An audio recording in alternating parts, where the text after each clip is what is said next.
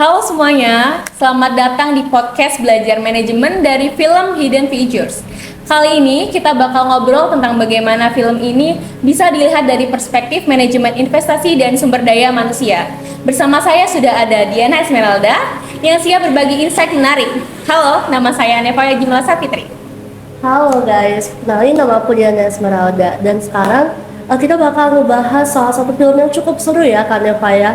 Jadi itu film Hidden Figures, dimana film ini tuh bukan cuma film sejarah tapi juga tentang pentingnya investasi dalam sumber daya manusia. Setuju banget. Nah, buat yang belum tahu, Hidden Figures ini menceritakan tentang 3 perempuan berkulit hitam jenius yang bekerja di NASA pada masa segregasi rasial. Dari sisi manajemen SDM, ini menarik banget karena mereka berjuang bukan sekedar mengejar karir, tapi juga soal keadilan dan kesetaraan di tempat kerja. Betul banget. Jadi ada 3 tokoh utama yang cukup menarik nih kita bahas. Nanti bakal kita bahas satu-satu ya guys. Yang pertama itu mungkin kita bahas dari Catherine Golbe, itu diperankan oleh Taraji P. Henson, dimana Catherine ini adalah ahli matematika yang sangat brilian. Tapi sayangnya dia itu harus menghadapi sistem kerja yang cukup diskriminatif di NASA. Bahkan hal sederhana seperti akses ke toilet itu pun dibedakan berdasarkan warna kulit. Oh iya, aku inget adegan waktu dia akhirnya marah di depan atasannya kan, si Al Harrison ini, dan bilang, "There are no colored restroom here, sir. There are no colored coffee pots either." Itu kuat banget sih narasinya. Betul banget. Jadi kalau dari sudut pandang MISDM itu tuh menunjukin nih gimana sih struktur sebuah perusahaan, sebuah organisasi yang tidak inklusif itu bisa menghambat potensi SDM. Jadi Catherine ini cukup kompeten ya, tapi sistem dalam organisasinya itu yang tidak adil membuatnya bekerja di bawah tekanan sosial dan psikologis. Oke, jadi ternyata tuh masalah utamanya bukan di performasi individunya ya, tapi lebih ke sistem organisasinya, betul? Tepat sekali. Oke. Dan yang menariknya seperti Al Harrison itu adalah direkturnya di NASA, nanti bakal kita bahas. Dia tuh menyadari hal itu dan langsung menghapus kebijakan yang diskriminatif. Dia itu menghancurkan tanda color restroom. Nah itu tuh membuat motivasi Catherine itu meningkat drastis. Nah dari situ kita bisa lihat bahwa investasi dalam kesetaraan di tempat kerja itu bisa langsung meningkatkan produktivitas dan kinerja tim. Wah, jadi sebenarnya ada nilai manajemen yang bisa kita petik dari situ. Kalau aku boleh simpulkan ya, Catherine mengajarkan kita tentang pentingnya profesionalisme dan ketekunan meskipun berada dalam sistem yang nggak adil. Betul banget, itu tuh bentuk self investment juga. Dia tetap nunjukin nih dedikasi tinggi dan ngebuktiin bahwa kemampuannya akan bersinar kalau di lingkungan yang mendukung. Jadi pelajarannya kalau kita dari Catherine kita bisa metik nih, organisasi itu harus menciptakan sistem yang inklusif, sementara individu harus terus berinvestasi pada dirinya sendiri. Ini keren banget ya. Baik, setelah ini kita bakal lanjut ke tokoh berikutnya, yakni Dorothy Vaughan yang juga punya kisah inspiratif soal investasi diri dan kepemimpinan. Nah, kalau Dorothy ini cukup menarik ya kita bahas. Dorothy ini adalah simbol nyata dari self-investment juga, self-investment in human capital. Jadi, ketika sistem organisasi di NASA waktu itu tidak memberi peluang bagi perempuan kulit hitam untuk naik jabatan, Dorothy ini gak menyerah. Dia justru berinvestasi pada dirinya sendiri dengan belajar bahasa pemrograman Fortran. Oke, jadi si Dorothy ini nggak nunggu perubahan yang datang dari atas ya, tapi justru mulai dari dirinya sendiri. Betul banget. Dan ada satu dialog nih yang cukup kuat banget dari Dorothy. Dia bilang gini, "I'm not the supervisor officially, but I do the work of one." Jadi kalimat itu ngegambarin ketimpangan antara tanggung jawab dan pengakuan yang sering terjadi dalam sebuah organisasi atau perusahaan. Tapi Dorothy nggak hanya berhenti sampai situ. Dia tuh terus bekerja dengan integritas dan terus belajar. Oke, kalau dari sisi manajemen SDM nih, apa nilai yang bisa kita ambil dari sikap si Dorothy ini? Waduh, kalau kita ngambil pelajaran dari sikap Dorothy banyak banget nih. Pertama, dia tuh menunjukin proactive learning. Dia belajar sebelum ada tuntutan. Itu penting banget guys. Yang kedua, dia juga menunjukkan leadership development, di mana dia nggak hanya meningkatkan kemampuannya sendiri, tapi dia ngajarin rekan kerjanya agar siap menghadapi perubahan teknologi di NASA. Oke, jadi dia ini nggak cuma mikirin karir pribadinya aja, tapi juga mempersiapkan timnya supaya nggak ketinggalan dan bisa bersaing dengan yang lain. Betul banget, itulah esensi dari empowerment. Oke. Pemimpin sejati itu bukan hanya punya jabatan tinggi, tapi yang bisa numbuhin orang lain di sekitarnya. Dorothy inilah contohnya, dia memimpin dengan memberi contoh, bukan hanya dengan posisi. Keren banget ya. Jadi kalau kita lihat dari perspektif MISDM, tindakan Dorothy ini termasuk bentuk investasi jangka panjang dalam SDM, yakni dengan memperkuat kompetensi tim agar tetap relevan dengan kebutuhan organisasi di masa depan. Betul banget, dan ini bisa jadi pelajaran penting ya buat organisasi modern bahwa investasi pada pelatihan, pembelajaran, dan pemberdayaan karyawan itu sama pentingnya dengan investasi teknologi. Karena teknologi akan berubah, tapi kemampuan manusia untuk beradaptasi itulah yang membuat organisasi atau sebuah perusahaan itu tetap hidup. Setuju banget. Jadi Dorothy ini bukan hanya tokoh dalam film, tapi juga contoh nyata tentang bagaimana human capital ini bisa jadi kunci keberlanjutan suatu organisasi. Betul. Oke, nah setelah kita bahas si Dorothy Vaughan yang luar biasa nih dengan semangat belajarnya, sekarang kita masuk ke tokoh ketiga yakni Mary Jackson yang diperankan oleh Janelle Monáe. Karakter ini juga punya kisah yang nggak kalah inspiratif, betul? Betul banget. Kalau Mary Jackson ini adalah contoh nyata gimana sih pendidikan itu bisa jadi tools, bisa jadi alat untuk perubahan sosial. Dia memperjuangkan hak untuk melanjutkan pendidikan agar bisa menjadi seorang insinyur, di mana pada saat itu profesinya itu hampir mustahil diakses oleh perempuan kulit hitam. Iya, aku ingat nih kayaknya adegan yang di pengadilan itu ya. Terus dia ngomong, every time we have a change to get ahead, they move the finish line. Yang kalimat itu tuh kuat banget, kayak nggambarin gimana sih setiap kali perempuan kulit hitam nih hampir mencapai sesuatu, sistem selalu mempersulit itu. Betul banget. Nah, kalau kita ambil dari sudut pandang MISDM, perjuangan Mary ini adalah menggambarkan pentingnya educational investment. Jadi bahwa peningkatan kualitas SDM itu dimulai dari akses terhadap pendidikan. Oke, jadi maksudnya kalau sistem pendidikan atau pelatihan nggak terbuka buat semua orang, investasi SDM ini jadi timpangan ya? Betul, benar sekali. Jadi Mary ini berjuang untuk menembus sistem pendidikan yang eksklusif, dan hal itu bisa kita lihat ya dari bentuk perjuangan agar investasi SDM bisa berjalan adil. Karena kalau hanya kelompok tertentu aja nih yang dapat kesempatan belajar, maka organisasi dan masyarakat kehilangan potensi besar dari talenta lainnya. Menarik nih, jadi di sini Mary bukan hanya memperjuangkan dirinya sendiri, tapi juga membuka jalan kepada orang lain. Betul, dia tuh contoh individu yang bisa menjadi agent perubahan melalui pendidikan dan perjuangan hukum yang cukup konstruktif ya. Nah, di mana dalam konteks MISDM, sikap Mary ini mendorong terciptanya equal opportunity, kesempatan yang setara bagi semua untuk berkembang.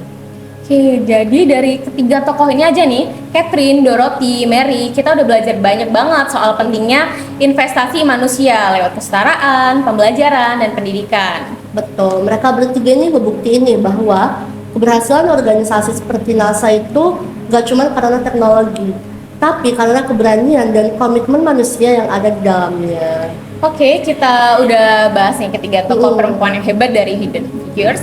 Tapi sekarang aku pengen bahas satu sosok pemimpin yang punya peran penting dalam perubahan di NASA, yaitu si Al Harrison yang diperankan oleh Kevin Costner. Betul, iya. Al Harrison ini cukup menarik ya kalau kita lihat dari perspektif leadershipnya. Dia itu adalah contoh dari transformational leadership dalam konteks MISDM. Jadi awalnya itu dia nggak sadar dengan adanya diskriminasi di tempat kerjanya karena itu udah sebuah budaya mungkin ya. Tapi ketika dia sadar, ketika dia tahu, dia langsung ambil tindakan yang nyata. Oke, betul banget. Aku masih ingat sih adegan ikoniknya waktu dia ngancurin papan bertuliskan colored restroom, betul? Betul Yang pakai sekali. linggis itu ya? Iya, Itu simbolis betul. banget sih. Sangat simbolis banget. Tapi di balik tindakan itu ada makna manajerial yang dalam. Dia sadar bahwa peraturan yang diskriminatif itu justru menghambat efisiensi dan menurunkan moral kerja timnya. Jadi tindakannya bukan cuma soal empati, tapi juga sebuah decision, sebuah keputusan strategis untuk meningkatkan kinerja organisasinya. Oke, berarti si Al Harrison ini tahu ya, lihat bahwasanya masalah sosial di tempat kerja ini bisa berdampak langsung dan berdampak besar pada produktivitas. Tepat sekali. Jadi kalau dari perspektif MISDM ya, si Al Harrison ini paham nih bahwa investasi terbesar organisasi itu bukan hanya di teknologi, tapi di SDM-nya, di manusianya. Karena kalau anggota tim itu merasa dihargai dan punya kesempatan yang sama, mereka akan bekerja dengan lebih semangat dan penuh komitmen. Jadi bisa dibilang si Al Harrison itu tipe pemimpin yang berani berubah untuk mengubah sistem. Betul sekali. Oke. Dia tuh nunjukin transisi dari kepemimpinan yang birokratis ke gaya kepemimpinan yang lebih inklusif dan humanis.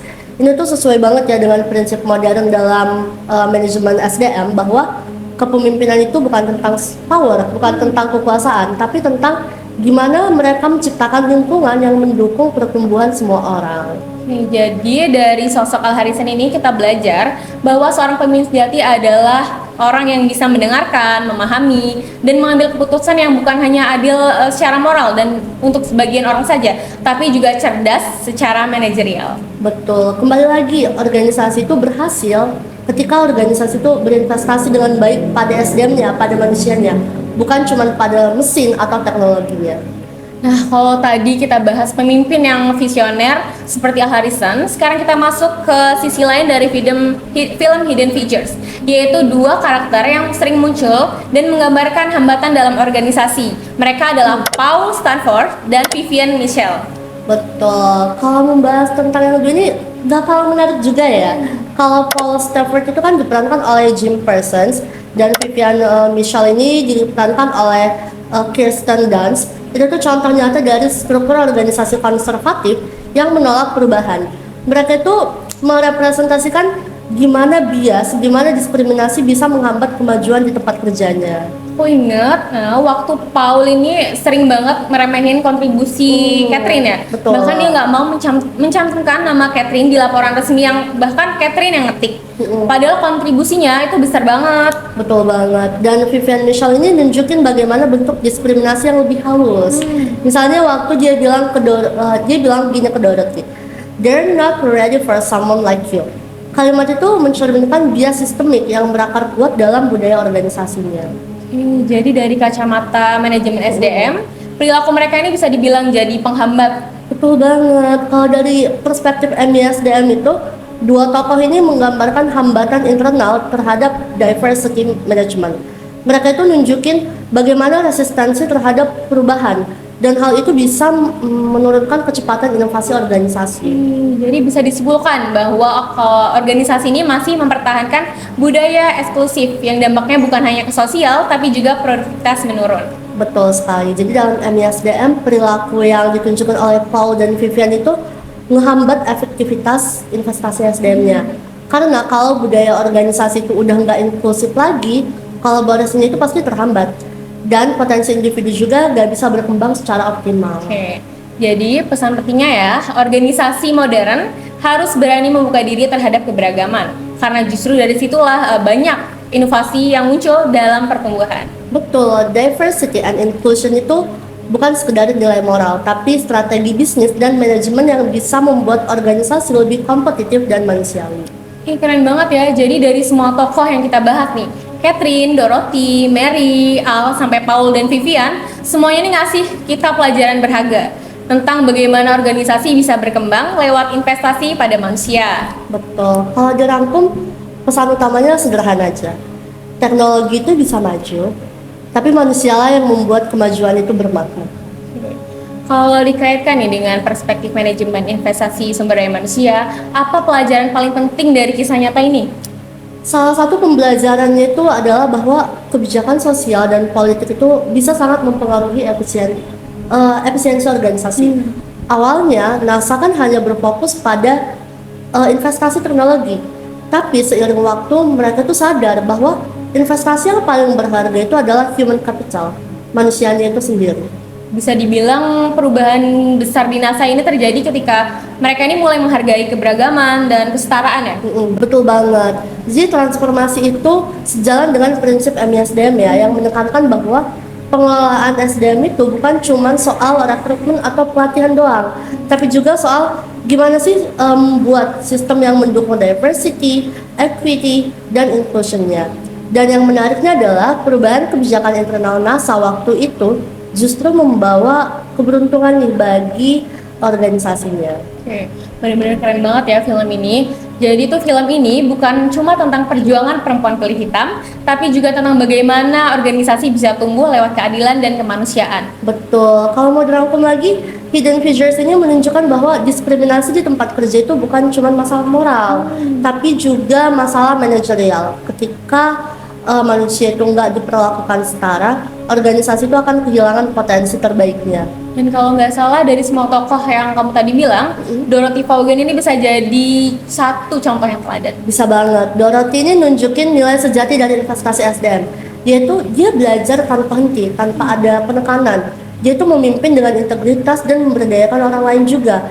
Dia ngebuktiin nih bahwa kepemimpinan itu bukan soal posisi, bukan soal jabatan, tapi tentang gimana membuat orang lain tumbuh bersama dengan kita. Indah banget ya pesannya. Jadi intinya organisasi modern ini harus melihat keberagaman bukan sebagai hambatan, tapi sebagai aset. Karena investasi paling berharga bukan pada mesin atau sistem, tapi pada manusia yang menggerakkan keduanya dengan pengetahuan, kreativitas, dan kolaborasi. Setuju banget. Kalau organisasi bisa menanam nilai-nilai itu, mereka tuh nggak cuma efisien secara manajerial, tapi juga lebih manusiawi dan berkelanjutan.